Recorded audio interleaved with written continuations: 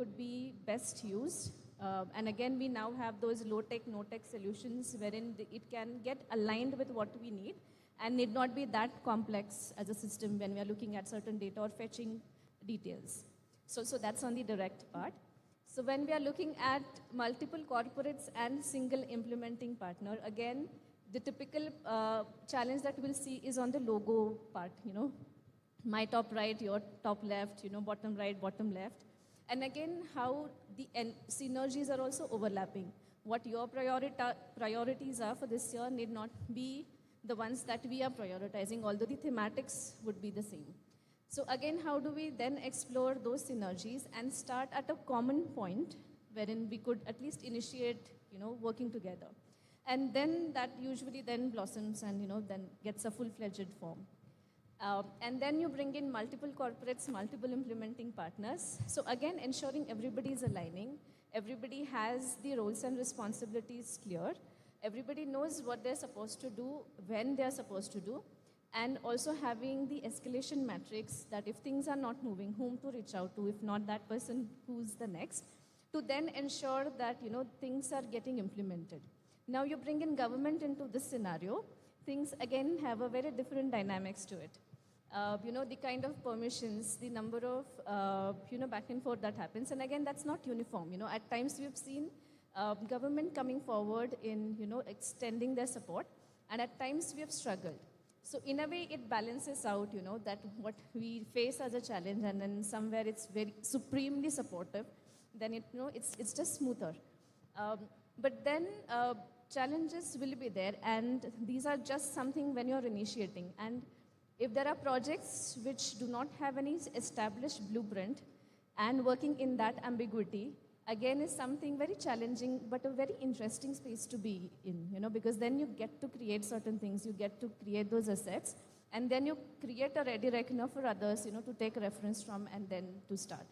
So I think in a nutshell, challenges are a good way of also testing ourselves. How deeper can we go? How deeper can we delve in understanding what the contextual realities are, and then address them based to the specific requirement at that point in time, also focusing on how this could not get repeated in future. Thanks, Anusha. I think the problem-solving approach is what all about you are trying to share for. So coming to Nishta, you have been through, you are from the sustainability background, and being a young woman into sustainability, and you have made the career into that. So do you want to share some words of wisdom to our students, women who are sitting in front of you, how to opt this career for this career? So first of all, I'm very happy to see students over here, because most of the time when I go to academic institutions, it's about making not just impact, but creating champions for the next generation. So I think this I did last time once I was there in IIT, IIM, or even in Xavier Institute of Management, and they're still in touch with me, to be very honest. Every Saturday, Sunday, I keep spending time with students to tell them what needs to be done. How do you train them? How do you build them up? So there are a lot of formal, informal groups and ways of communication wherein we should be training them what exactly lies for you in future. So I'll tell you my journey. So all of you students, this is for you. I started my career in sustainability long back, once sustainability never existed. I mean, it was not coined at all. So I did my master's from Terry University, which is known for sustainability. When did we achieve recognition? When our founder, so Dr. R.K. Pachauri, he got Nobel Peace Prize. That was the only time when sustainability got into picture. Otherwise, the sort of theories which we used to hear, once I started my career, was like, there is nothing called environmental change or catastrophe like climate change. This is not going to happen. It's just a tectonic plate movement, right? So it's a geological phenomena. Don't bother. Nothing like this exists in reality. So these were the things which can actually demoralize anyone, right? We started a career at that point of time. And our only hope was from Terry. I chose this career long back, leaving apart, the legacy which we have within our family, going in for the routine careers what we have. So what lies in store for you? You know, you are the one who can create value for the next generation. This is when you hear anyone talking about sustainability is not for real, nothing is going to be driven, this is there lasting only for next 5 or 10 years. It's not like that. There are a lot of things which have changed over the past decade, and that's why the entire world is talking about it. If you talk about, let's say, even resource management, you see the sort of impacts which we have realized over a period of time. We never used to talk about how much is the impact on water resources. Water is for free, right? You are not supposed to pay a single penny for that. Now we are taking that into consideration. We are also taking into consideration how much of minerals, raw materials we are utilizing. We are talking about waste. Are we creating an impact of waste? And it is not just on the compliances. Back those days, it was all about compliance. What are we going to talk about? Environmental compliances, hazardous waste, CTO, CTE, which is consent to operate, consent to establish. We have moved a long generation after that.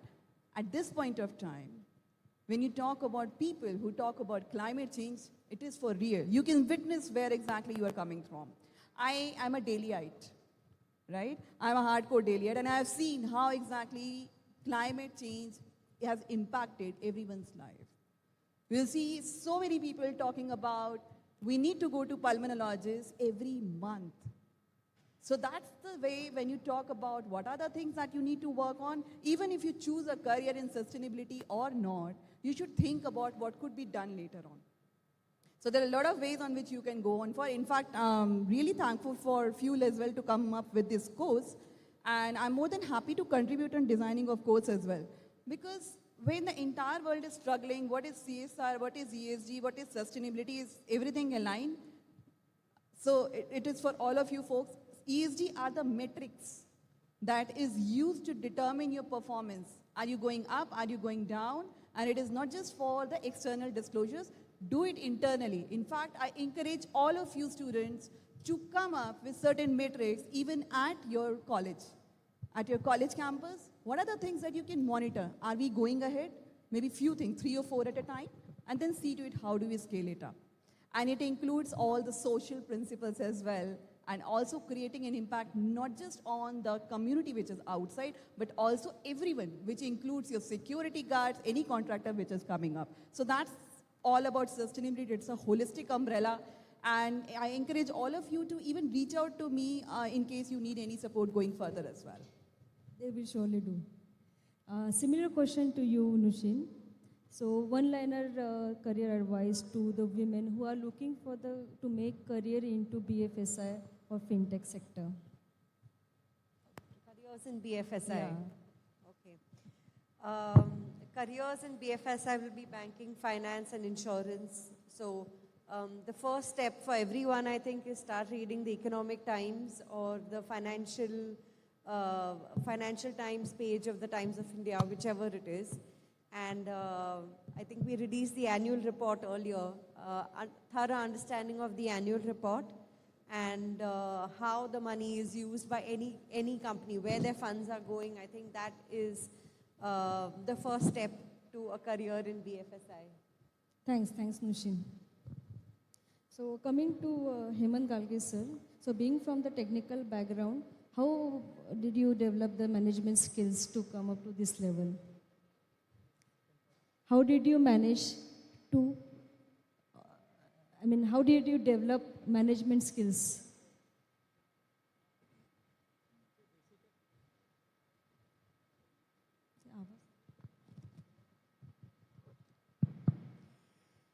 Basically, CSR implementation gives 2 opportunities for the organization and the employees. One is giving back to the society, interacting with the society, and each of our CSR program, it is mandated that employees volunteer and employees participate into it.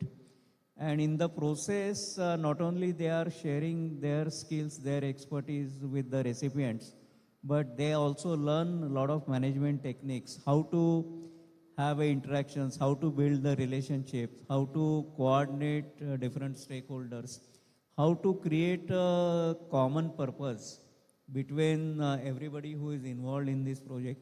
And these are the things, as it is said, that not a single curriculum or your actual job profile will help you to acquire.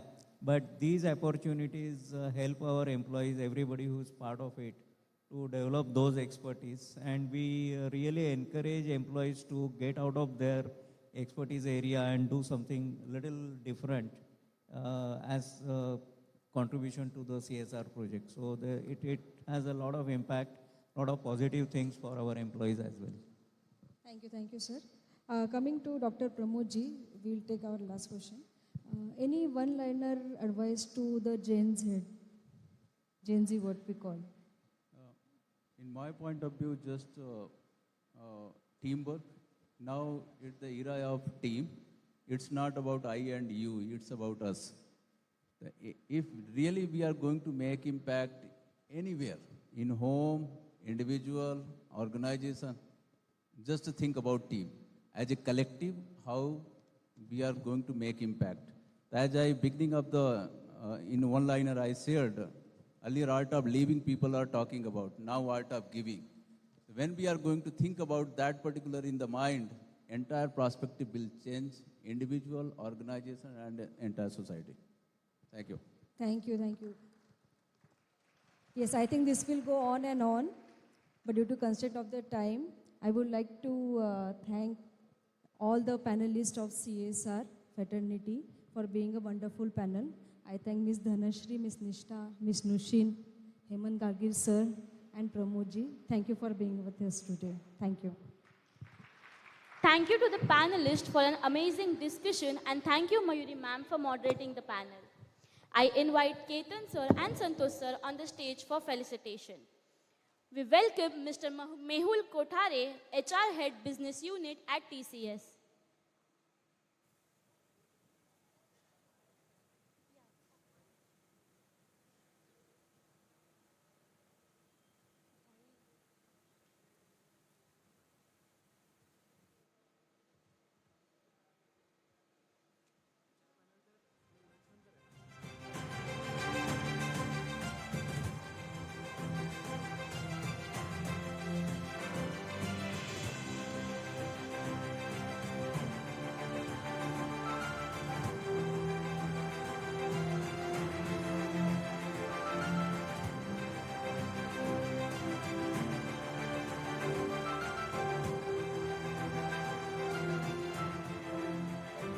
We welcome Mr. Santosh Jagtap, Head of Operation at Subros Limited.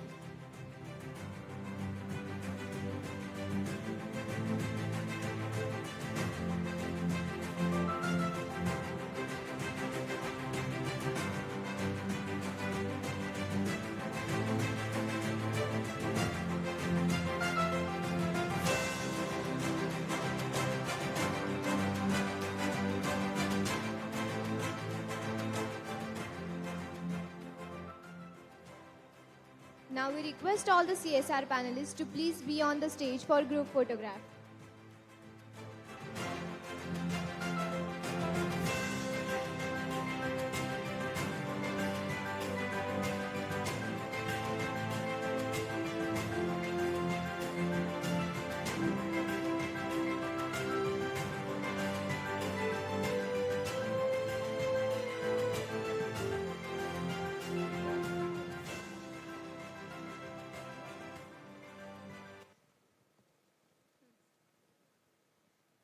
It is time to build some memories together. We will now have a lunch break. I request all the guests to proceed towards the FUEL campus. Students should stay here. After the lunch break, we will proceed with the HR panel.